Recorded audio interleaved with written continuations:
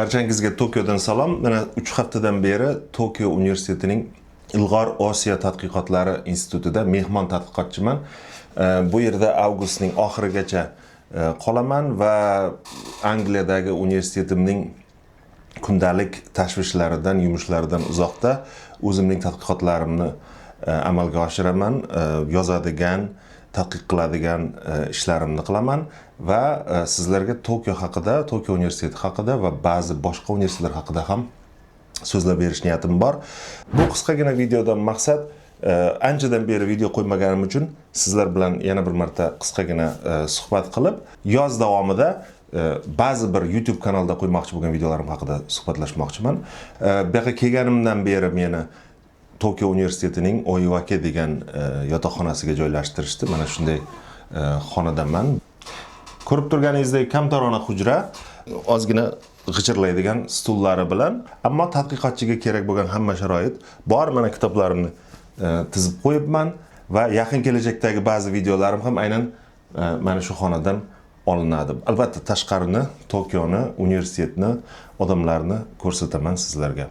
Keyinchalik yana bir video qilib aynan mana shu yotoqxonalar va universitetdagi sharoitlar haqida ham qisqacha gaplashamiz. Yaponiyaga bu safar kelishimga birinchi sabab bir konferensiya bo'ldi. Bu konferensiyaning nomi ozgina uzun. Sharqiy Osiyoda Sharqiy Yevropani o'rganishning konferensiyasi deb tarjima qilsa bo'ladi. Fukuokadagi Kyushu universiteti tomonidan tashkil qilindi. U yerda men yaponiyalik bir juda ham qiziq bir tarixiy shaxs Uchimura Gosuke haqida ma'ruza qildim va Tokiodalik paytimda aynan o'sha odam haqida maqola tayyorlayapman hozir. Balki uni sarguzashtlarini ham bir video qilarman. Chunki aslida videoga va maqola yozishga va hatto kitob yozishga arziydigan inson menimcha. Konferensiya bahona qaytish biletimni yozning oxiriga to'g'rilab Tokioda tadqiqot qilish maqsadida kelganman. Yaponiyaga kelgan kunim Nagasaki shahrida bir kun o'tkazdim. Nagasakidan keyin esa Fukuokada konferensiyada qatnashdik 3 kecha. Undan keyin bir kun Hiroshimada o'tkazdim. Ya'ni bu narsani aynan shunday rejalashtirganim yo'q, lekin ikkita atom bombasi tashlangan shahar Hiroshima bilan Nagasakini ham tomosha qilib keldim. Bu shaharlar haqida ham qisqaroq video kundalik tayyorlash niyatim bor.